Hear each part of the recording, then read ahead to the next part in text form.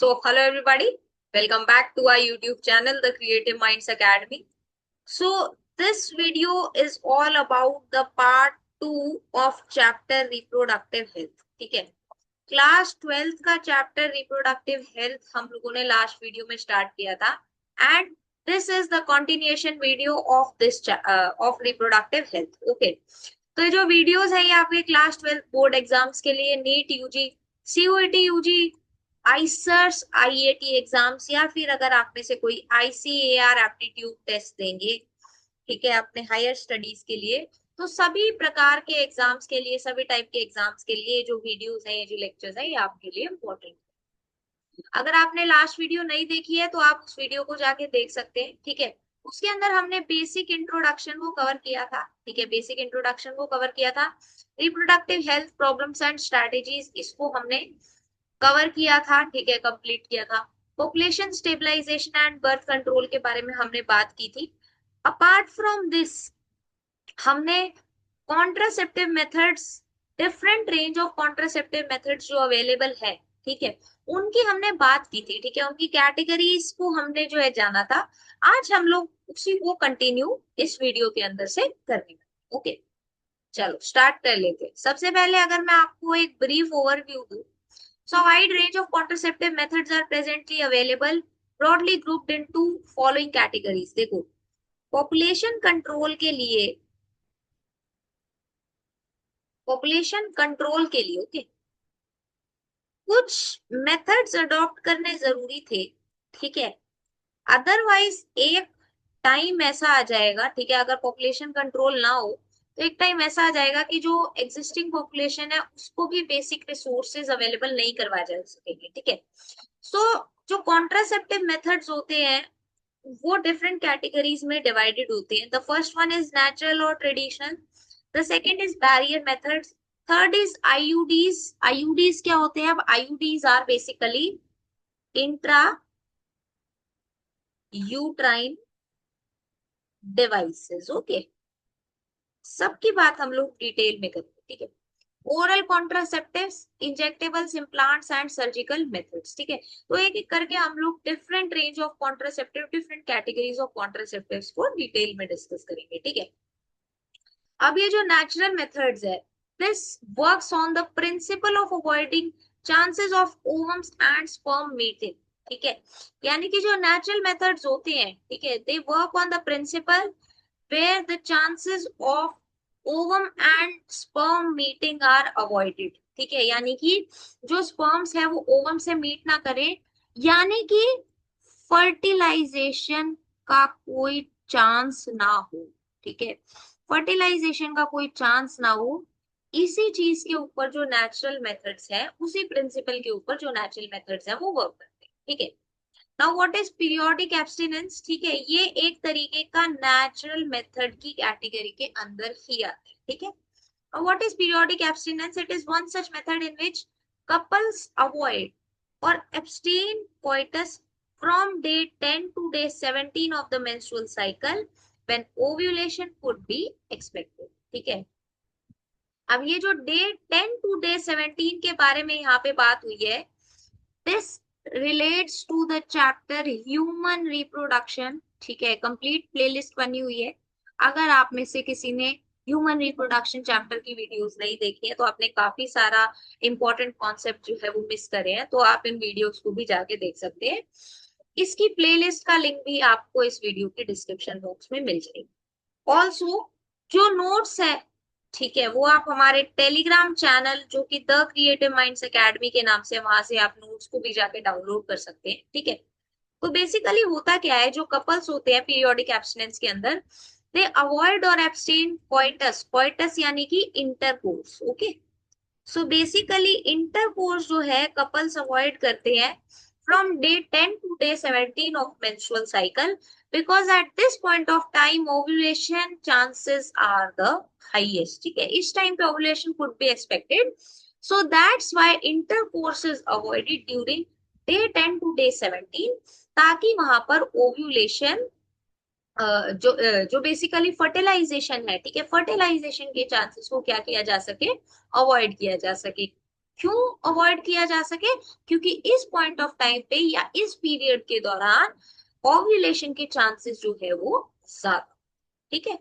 Okay, as chances of fertilisation are very high, मैंने यही बोला क्योंकि अगर इस दौरान जो है बेसिकली इंटरकोर्स होता है तो फर्टिलाइजेशन के चांसेस काफी हाई होते हैं, एंड इसीलिए इस पीरियड को फर्टाइल पीरियड भी बोला जाता है। Very very important.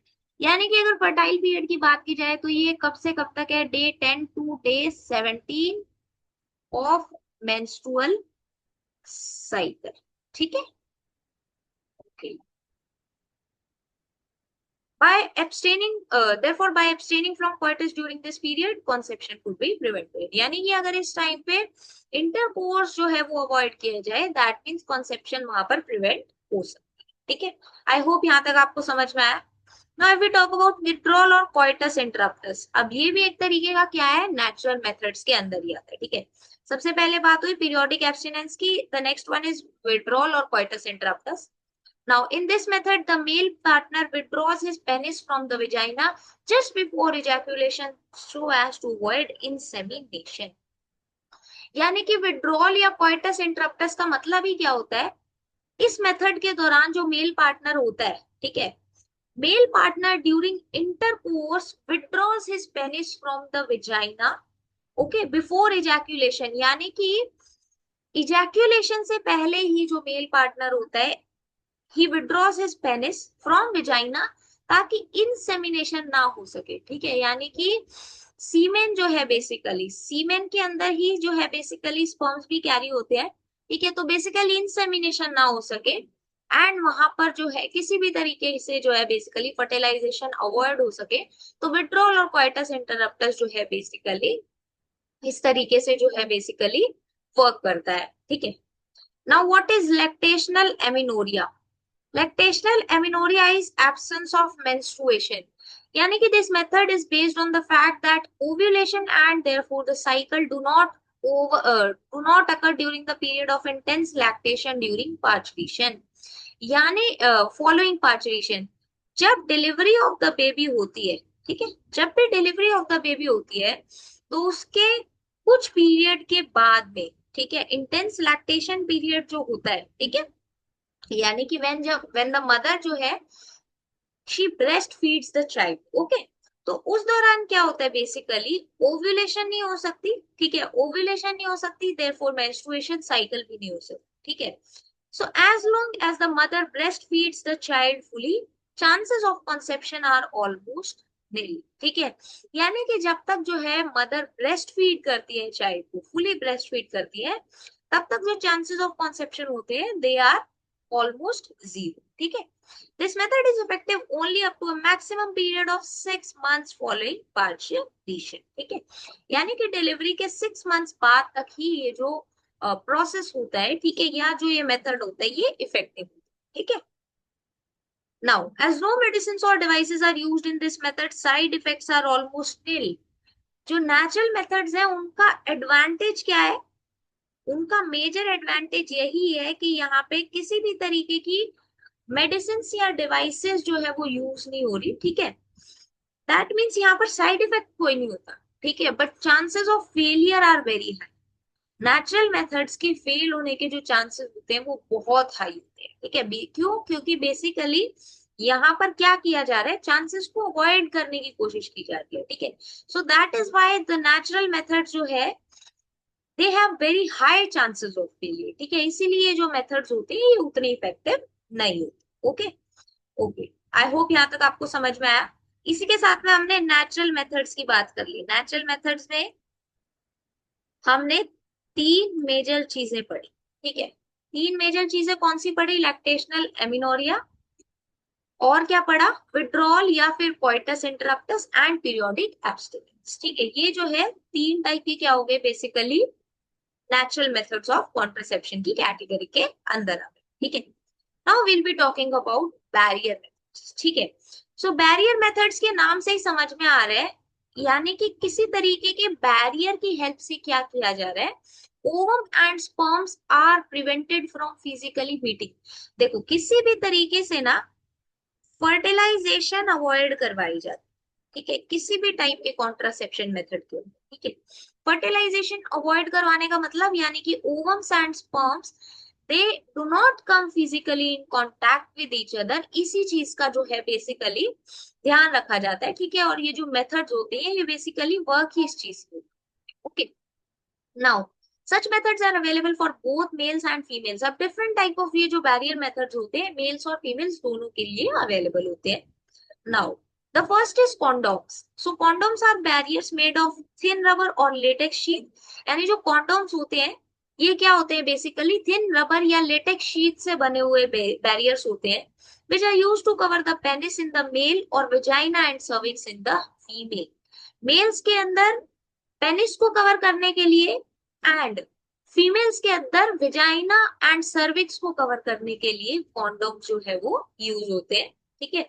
Just before coitus यानी कि इंटरकोर्स से पहले, ठीक है, so that the ejaculated semen would not enter into the female reproductive tract, this can prevent conception। यानी कि इंटरकोर्स से पहले क्या करते हैं, basically they are use to cover penis और विजाइना एंड सर्विक्स, ठीक है, ताकि क्या हो सके अगर इजैकुलेशन हो भी गया तो जो इजैकुलेटेड सीमेन है, ठीक है, वो फीमेल रिप्रोडक्टिव ट्रैक्ट तक ना पहुंचे, ठीक है। एंड इसी की वजह से क्या होता है वहां पर जो कॉन्सेप्शन होता है इट कैन बी प्रिवेंटेड और it is prevented, okay. Now Nirodh is a popular brand of condom for male. ये क्वेश्चन अक्सर नीट के अंदर पूछा गया है तो आपको इसका नाम याद रखना है, ठीक है। They have additional benefits of protecting the user from contracting STIs and AIDS, ठीक है। यानी कि एसटीआईज एंड एड्स, ठीक है। एसटीआईज और एड्स जो होते हैं, STIs are sexually transmitted infections and AIDS is acquired immuno deficiency syndrome, ठीक है। तो इनसे प्रोटेक्ट करने में भी क्या है, बेसिकली जो कॉन्डोम्स होते हैं वो हेल्प करते हैं, ठीक है। Both the male and female condoms are disposable, can be self-inserted and thereby give privacy to the user। सब जो condoms होते हैं they are disposable, उनको easily dispose किया जा सकता है, they are self-inserted, ठीक है, the user can insert them themselves, okay, and इसी वजह से क्या होता है बेसिकली यूजर को प्रिवेसी मिलती है, okay. Now diaphragms, cervical caps and balls, cervical caps, diaphragms and balls, they are also barriers made of rubber that are inserted into the female reproductive tract to cover the cervix during coitus। अब ये बात आपको यहाँ पे याद रखनी है कि जो diaphragm, cervical caps, cervical caps भी बोलते हैं और जो balls होते हैं ये फीमेल रिप्रोडक्टिव ट्रैक्ट के अंदर जो है बेसिकली इंसर्ट किए जाते हैं ताकि सर्विक्स कवर किया जा सके, ठीक है। They prevent conception by blocking the entry of sperm through the cervix and they are usable, ठीक है। अब ये किस तरीके से conception को prevent करते हैं, by blocking the entry of sperms, यानी कि ये sperms की entry को block करते हैं through the cervix, okay, and these are usable, okay।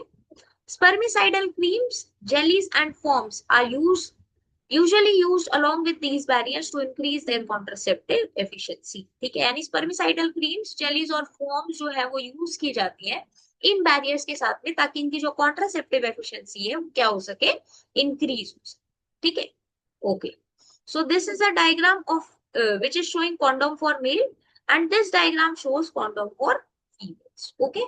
I hope यहाँ तक आपको समझ में आया। Now we are going to talk about the intrauterine devices।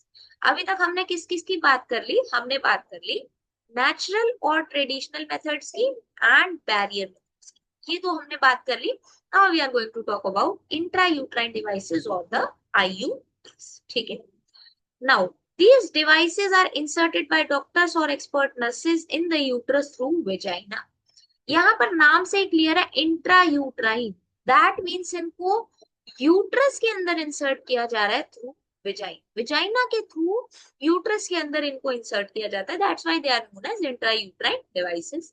Now these intrauterine devices are presently available as the non medicated IUDs। अब ये जो IUDs होती है ना, ठीक है, जो इंट्रायूट्राइन डिवाइसेस होती है, जस्ट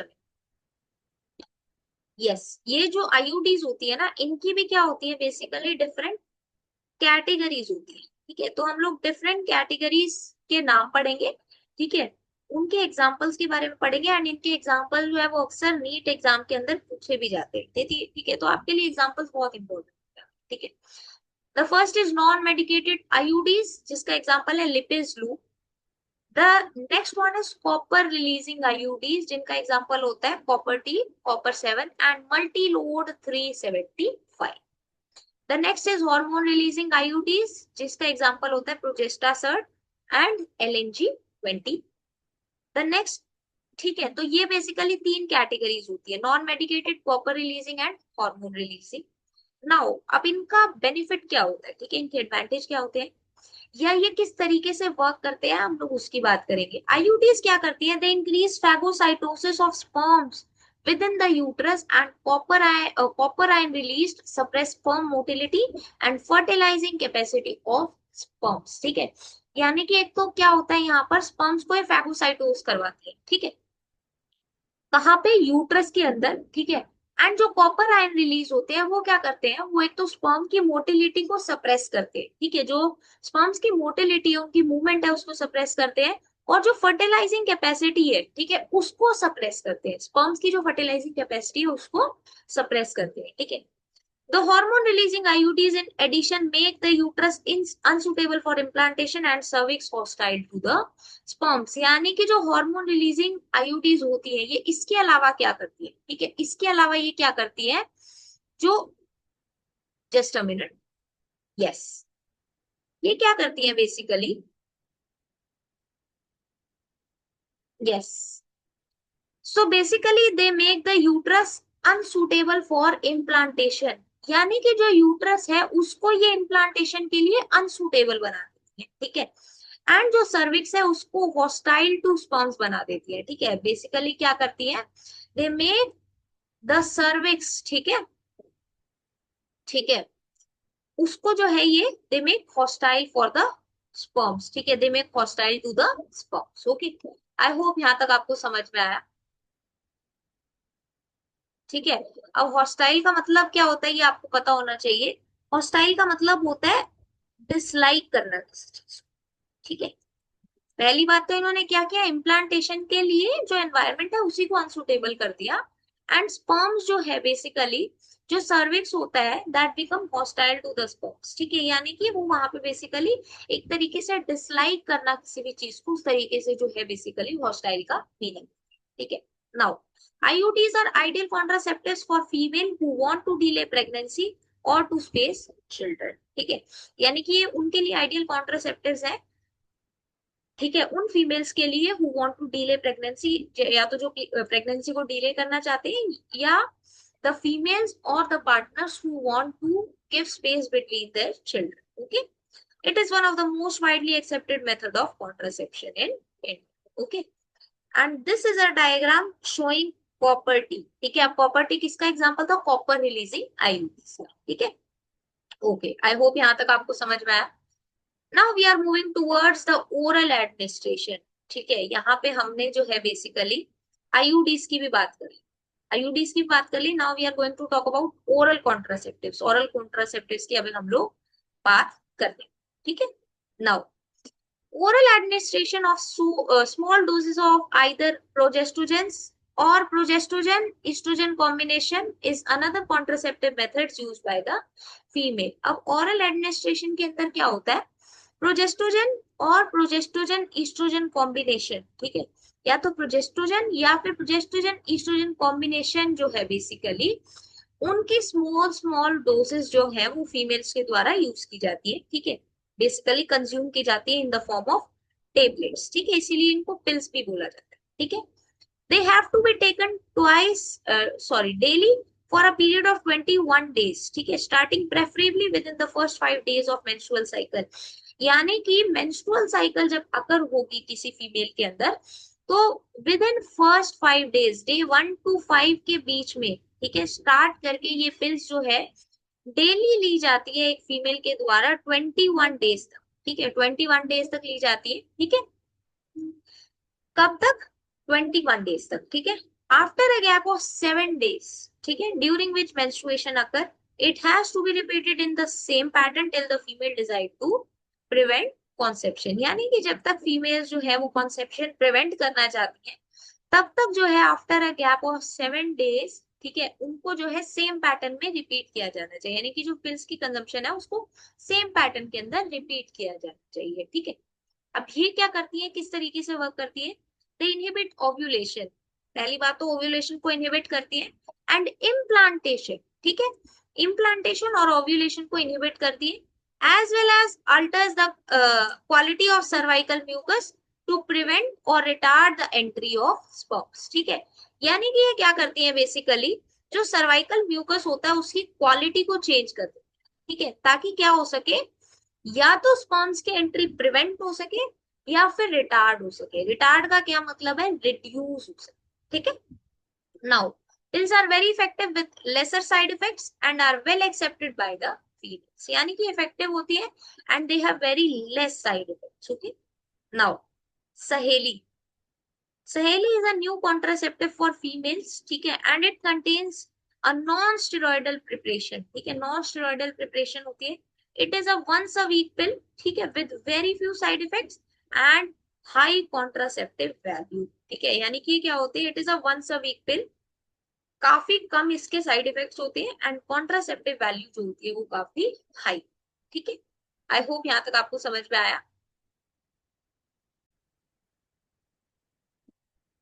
तो अभी हमने ओरल एडमिनिस्ट्रेशन की भी बात कर ली। ठीक है, ओके, ओरल कॉन्ट्रासेप्टिव्स की भी बात होगी।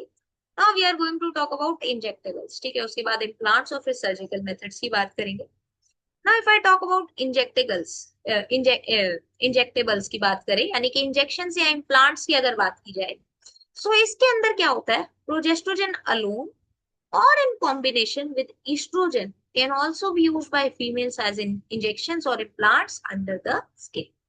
यानी कि या तो सिर्फ प्रोजेस्ट्रोजन या फिर progestogen in combination with oestrogen, ठीक है, उनको क्या किया जाता है, they are used by females as injections और implants under the skin. Okay, their mode of action is similar to that of pills. ठीक है, यानी कि सिमिलर वे में काम करते हैं जिस तरीके से पिल्स काम करते हैं, and their effective period are much, यानी कि इनका जो इफेक्टिव पीरियड होता है वो पिल्स से ज्यादा होता है। ठीक है, एडमिनिस्ट्रेशन ऑफ प्रोजेस्ट्रोजन और प्रोजेस्ट्रोजन ईस्ट्रोजन कॉम्बिनेशन और आईयूडीज, अब आईयूडीज क्या थी, intrauterine devices, within 72 hours of coitus have been found to be very effective as emergency contraceptive, as they could be used to avoid possible pregnancy due to rape or casual protected intercourse। यानी कि progesterone का लेना, ठीक है, या फिर progesterone oestrogen का लेना, ठीक है, या फिर आईयूडीज का यूज होना, ठीक है, with in 72 hours of coitus, intercourse के 72 आवर्स के विद इन अगर इनको यूज कर लिया जाए, so they have been prove to be very effective, ठीक है, एज इमरजेंसी कॉन्ट्रासेप्टिव। अब इस तरीके से इनको क्यों यूज किया जाता है, because they are use to avoid possible pregnancy. ठीक है, they help in avoiding possible pregnancy. ठीक है, या तो जो किसी भी मिसहैप, ठीक है, सच एज रेप की वजह से हुई, या फिर कैजुअल प्रोटेक्टेड इंटरकोर्स की वजह से। ठीक है, so basically they are highly useful in such scenarios also. ठीक है, this is a diagram from your NCERT book showing implants। Okay, now I hope यहाँ तक आपको समझ में आया। Now we are going to talk about the surgical methods. अब हम लोग सर्जिकल मेथड्स की बात करें। ठीक है, यानी कि हमने इम्प्लांट्स को भी, इंजेक्टेबल्स को भी कवर कर लिया, अब हम लोग ने इम्प्लांट्स को भी कवर कर लिया, अब हम लोग सर्जिकल मेथड्स की बात करेंगे। ठीक है, चलो, now these are also known as sterilisation methods. ठीक है, यानी कि सर्जिकल मेथड्स को और किस नाम से जाना जाता है, स्टेरिलाइजेशन मेथड्स के नाम से जाना जाता है। They are generally advised for the male और female partner as a terminal method to prevent any more pregnancy. यानी कि दिस मेथड इज एडवाइज्ड जब कोई फीमेल या मेल पार्टनर जो है, ठीक है, basically it is a kind of a terminal method, ठीक है, ताकि और प्रेगनेंसीज ही ना हो सके। ठीक है, सो बेसिकली इसको जो है एज अ टर्मिनल मेथड भी देखा जाता है। Surgical intervention block gamete transport and thereby prevent conception. यानी कि जो सर्जिकल इंटरवेंशन होती है उसकी वजह से जो गैमीट ट्रांसपोर्ट है वो ब्लॉक हो जाता है। ठीक है, एंड उसी की वजह से जो कॉन्सेप्शन है वो प्रिवेंट। ठीक है, sterilization procedure in the male is known as vasectomy and that in the female is known as tubectomy। यानी कि जब सर्जिकल प्रोसीजर जो है वो फीमेल्स के अंदर कैरी आउट किया जाता है उसको ट्यूबेक्टोमी बोला जाता है, एंड जब मेल्स के अंदर कैरी किया जाता है उसको vasectomy. Okay, now what happens in these procedures, हम लोग उसकी बात कर लेते हैं। In vasectomy, a small part of the vas deferens, ठीक है, a small part of the vas deferens is removed or tied up through a small incision on the scrotum, ठीक है, whereas in tubectomy, a small part of the fallopian tube is removed or tied up through a small incision in the abdomen or through vagina. Now, यानी कि वॉसेक्टोमी में क्या हो रहा है, was difference, ठीक है, वॉस डिफरेंस का एक स्मॉल पार्ट जो है या तो उसको रिमूव किया जाता है या इट इज टाइड, ठीक है, through a small incision on the scrotum, ठीक है, स्क्रोटम पे एक स्मॉल इंसिजन करके जो वॉस डिफरेंस है उसका स्मॉल पार्ट या तो रिमूव कर दिया जाता है या फिर उसको टाई अप किया जाता है, ठीक है। ट्यूबेक्टोमी में क्या होता है, a small part of fallopian tube, ठीक है, फेलोपियन ट्यूब का एक स्मॉल पार्ट या तो उसको रिमूव किया जाता है या उसको टाई अप किया जाता है through a small incision in the abdomen और थ्रू वेजाइना, या तो वेजाइना के थ्रू या फिर एब्डोमेन के अंदर जो है बेसिकली स्मॉल इंसिजन के, ठीक है। अब ये जो है आपको एक डायग्राम दिखाए हुए ट्यूबेक्टोमी का, यानी यहाँ पर जो फिलोपियन ट्यूब्स थी they are tied and cut, ठीक है, एंड वॉसेक्टोमी के अंदर क्या होता है, जो वॉस डिफरेंस होता है it is tied and cut. Okay, I hope यहाँ तक आपको समझ में आया। Now these techniques are highly effective, यानी कि इफेक्टिवनेस तो हाई है but the reversibility is very good, ठीक है, क्योंकि एक बार अगर जो है किसी भी पर्टिकुलर पार्ट के अंदर जो है बेसिकली कट आ गया, ठीक है, या उसको रिमूव कर दिया गया तो उसको रिवर्स नहीं किया जा सकता, तो रिवर्सिबिलिटी जो है इट इज वेरी पुअर, ठीक है। The selection of a suitable contraceptive method and it's use should always be undertaken in consultation with qualified medical professional, यानी कि कौन सा कॉन्ट्रासेप्टिव मेथड जो है वो किसी पर्टिकुलर कपल के लिए यूजफुल रहेगा, ठीक है, को क्या सुटेबल रहेगा, ठीक है, इस चीज को जो है बेसिकली आफ्टर कंसल्टेशन ही जो है उनको डिसाइड करना चाहिए, okay. Now contraceptives are not regular requirements for the maintenance of reproductive health, but they are practiced against a natural reproductive event that is conception or pregnancy, ठीक है, यानी कि जो कॉन्ट्रासेप्टिव्स है they are not regular requirements, ठीक है, ऐसा जरूरी नहीं है कि उनको रेगुलर बेसिस पे यूज किया जाए to maintain reproductive health, but they are practice, ठीक है, ताकि क्या हो सके बेसिकली प्रेगनेंसी जो है, ठीक है, बेसिकली उसको प्रिवेंट किया जा सके, they are used against a natural reproductive event which is conception or pregnancy, okay। One use these methods either to prevent pregnancy or to delay or space pregnancy due to personal reasons. The widespread use of these methods have a significant role in checking uncontrolled growth of population, यानी कि ये जो contraceptive methods use होते हैं, ठीक है, इनकी वजह से बेसिकली ये जो अनकंट्रोल्ड ग्रोथ ऑफ पॉपुलेशन है इसको कंट्रोल करने में एक तो ये मेजर रोल प्ले करते हैं, ठीक है। अब इनके कुछ पॉसिबल इल इफेक्ट्स भी होते हैं, ठीक है, पॉसिबल इल इफेक्ट्स क्या क्या होते हैं, nausea, abdominal pain, breakthrough bleeding, irregular menstrual bleeding और even breast cancer, this is not very significant, okay, breast cancer जो है वो ऐसे नहीं देखने को मिलता है, ठीक है, वो बहुत ही रेयर केसेस के अंदर, ठीक है, बहुत ही बेसिकली रेयर केसेस के अंदर ये देखने को मिलता है, ठीक है, बट बाकी जो इल इफेक्ट्स है, ठीक है, बाकी जो सिम्टम्स है या जो साइड इफेक्ट्स है वो जनरली देखने को मिल जाते हैं, ठीक है। आई होप यहाँ तक आपको समझ में आया। इसी के साथ में हमने जो है बेसिकली कॉन्ट्रासेप्टिव मेथड्स को स्टडी कर लिया। Now we are going to talk और स्टडी अबाउट द एमटीपीज और मेडिकल टर्मिनेशन ऑफ प्रेगनेंसीज, ठीक है। Now intentional or voluntary termination of pregnancy before full term is called medical termination of pregnancy or induced abortion, यानी कि MTP का other name क्या हो जाएगा, इंड्यूस्ड अबॉर्शन, ठीक है, यानी कि वॉलंटरी टर्मिनेशन ऑफ प्रेगनेंसी और इंटेंशनल टर्मिनेशन ऑफ प्रेगनेंसी, ठीक है, यानी कि प्रेगनेंसी को टर्मिनेट किया जा रहा है वॉलंटरीली या फिर इंटेंशनली, ठीक है, बिफोर फुल टर्म, ठीक है, यानी before delivery of the child, ठीक है, एक पर्टिकुलर टाइम पीरियड होता है ऑब्वियसली उसके लिए, तो उसी को बेसिकली एमटीपी या फिर इंड्यूस्ड अबॉर्शन बोला जाता है, okay. Nearly 45 to 50 million MTPs are performed in a year all over the world, which accounts to 1/5 of the total number of conceived pregnancy. Okay. Government of India legalised MTP in 1971, very important point, यानी कि India के अंदर MTP जो legalise हुई थी वो 1971 के अंदर, ठीक है, 1971 के अंदर हुई थी, of course with some strict conditions to avoid its misuse, ठीक है, क्योंकि कई बार तो क्या होता है, हर चीज का मिसयूज होता है, ठीक है, जैसे हमने एम्नियोसेंटेसिस के बारे में पढ़ा था, ठीक है, वो जो है बेसिकली क्या, एबनॉर्मेलिटीज चेक करने के लिए यूज होता था, बट उसको लोगों ने जेंडर रिवील करने के लिए भी उसका जो है बेसिकली मिसयूज किया।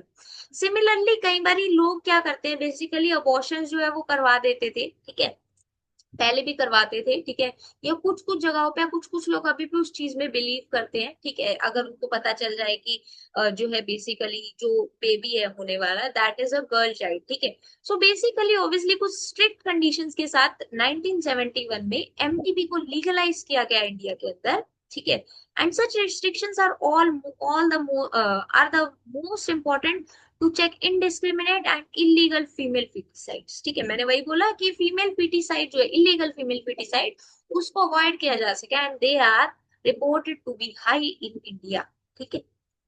MTPs are done to get rid of unwanted pregnancy either due to casual, unprotected intercourse or failure of the contraceptive used during coitus or rapes, ठीक है, यानी कि एमटीपीज क्यों की जाती है, मेजरली क्यों परफॉर्म की जाती है, ताकि अनवांटेड प्रेगनेंसी जो या तो कैजुअल अनप्रोटेक्टेड इंटरकोर्स की वजह से हुई या फिर फेलियर ऑफ कॉन्ट्रासेप्टिव की वजह से हुई, ठीक है, ड्यूरिंग इंटरकोर्स, ठीक है, या फिर किसी भी mishappening such as rape की वजह से हुई, तो उस केस में जो है वो एमटीपी परफॉर्म की जाती है, ठीक है, okay. MTPs are also essential in certain cases where continuation of pregnancy could be harmful or even fatal either to the mother or to the fetus or both, ठीक है, और किस केस में एमटीपीज इंपॉर्टेंट होती है, उन केसेस के अंदर जहां पर अगर प्रेगनेंसी को कंटिन्यू किया गया, ठीक है, तो वहां पे या तो वो मदर के लिए या फिर फीटस के लिए या फिर दोनों के लिए क्या हो सकती है, बेसिकली फेटल या फिर हार्मफुल हो सकती है, ठीक है। MTPs are considered relatively safe during the first trimester, यानी कि up to 12 weeks of pregnancy तक क्या है, बेसिकली फर्स्ट ट्राइमेस्टर तक जो है एमटीपीज जो है परफॉर्म करवाई जानी, ठीक है, वो जो है रिलेटिवली सेफ माना जाता है, ठीक है, उसको रिलेटिवली सेफ कंसीडर किया जाता है।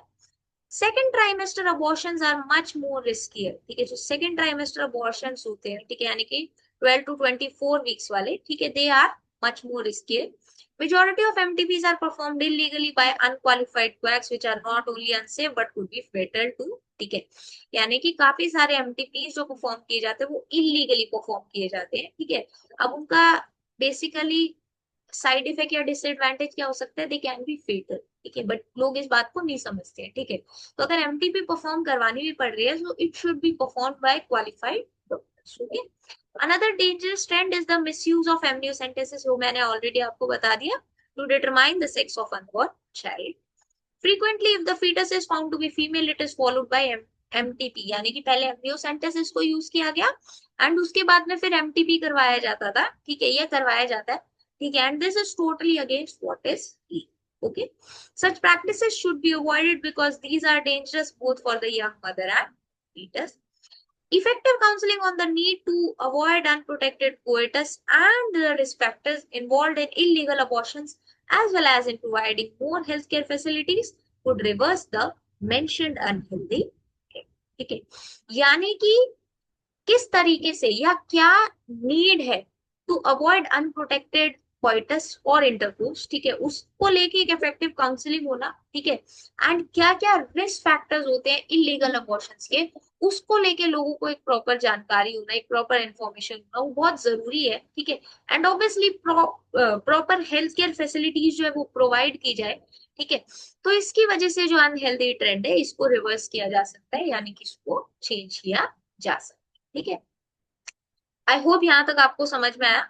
अब एक बार हम लोग ये एमटीपी एक्ट जो 2017 है इसके बारे में और देख लें, ठीक है, इसके बारे में और चर्चा कर लेते हैं। एमटीपी और the medical termination of pregnancy amendment act 2017, it was enacted by government of India, government of India ने जो है बेसिकली इसको इम्प्लीमेंट किया था या इसको दिया था with the intention of you reducing the incident of illegal abortion and consequent maternal mortality and morbidity. ठीक है, यानी कि बेसिकली जो इलीगल अबॉर्शंस हो रहे थे, ठीक है, उसको अवॉइड करने के लिए, ठीक है, जो मैटरनल मोर्टेलिटी हो रही थी उनको अवॉइड करने के लिए, उनको रिड्यूस करने के लिए जो एमटीपी एक्ट 2017 था इसको इम्प्लीमेंट किया गया, ठीक है।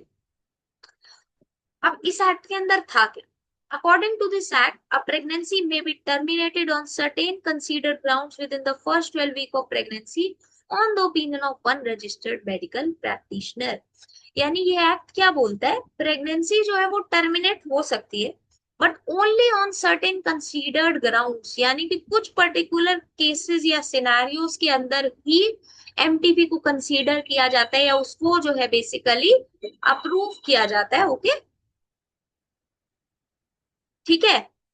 एंड कब किया जाता है? With in the first 12 weeks of pregnancy, ठीक है, प्रेगनेंसी के फर्स्ट 12 वीक्स के अंदर, ठीक है, on the opinion of one registered medical practitioner, ठीक है, एक रजिस्टर्ड मेडिकल प्रैक्टिशनर इसको अप्रूव करता है, तभी जो एमटीपी कैरी की जा सकती है। If the pregnancy has lasted more than 12 weeks, यानी कि अगर प्रेगनेंसी जो है it has lasted more than 12 weeks but fewer than 24 weeks, उस केस के अंदर दो मेडिकल प्रैक्टिशनर्स के ओपिनियन रिक्वायर्ड होते हैं, फॉर्म्ड इन गुड फेथ, यानी कि वो एक अच्छी कंडीशंस में बने हुए, ऐसे नहीं कि जोर जबरदस्ती से, ठीक है। दैट रिक्वायर्ड ग्राउंड एग्जिस्ट, ठीक है, यानी ये कंडीशन इंपॉर्टेंट होती है। The grounds for such termination of pregnancy are, अब इसके अंदर क्या क्या कंडीशंस होती है? The continuation of pregnancy would involve a risk to the life of pregnant woman or of grave injury physical or mental, ठीक है। यानी कि अगर प्रेगनेंसी कंटिन्यू की गई तो या तो उसकी वजह से जो है बेसिकली जो प्रेग्नेंट वुमेन है उसकी लाइफ को खतरा है, ठीक है, या फिजिकल या मेंटल हेल्थ के अंदर उसकी उनकी इंजरी हो सकती है, उस केस के अंदर इसको अप्रूव किया जाता है। There is a substantial risk of the child of that of the child were born, it would suffer from such physical or medical mental abnormalities as to be seriously dead, ठीक है। यानी कि वहां पे काफी हाई रिस्क होता है कि अगर जो चाइल्ड है, if the child is born, तो वो बेसिकली किसी फिजिकल या मेंटल एबनॉर्मेलिटी से सफर करेंगे, ठीक है। तो उस केस के अंदर भी जो एमटीपी है उसको क्या करवा दिया जाता है या उसको क्या किया जाता है, उसको अप्रूव किया जाता है, ठीक है। आई होप यहाँ तक आपको समझ में आया। इसी के साथ में हमने एमटीपी को भी यहाँ पर बेसिकली देख लिया और उसको भी समझ लिया, ठीक है। अब जो नेक्स्ट वीडियो लेक्चर आएगा उसके अंदर हम लोग जो कंटिन्यू करेंगे, हम लोग सेक्सुअली ट्रांसमिटेड इन्फेक्शन से कंटिन्यू करेंगे एंड इस चैप्टर को रैप अप करेंगे, ठीक है। आई होप यहाँ तक आपको समझ में आया। अगर फिर भी आपको कोई डाउट है then please post your doubts in the comment section. अगर आपको ये वीडियो अच्छी लगी हो then please like the video, do share it with your friends, and अगर आपने अभी तक हमारे यूट्यूब चैनल को नहीं सब्सक्राइब किया हुआ है then please do support us by subscribing to our YouTube channel. We will meet you with the next interesting video. Till then, keep well.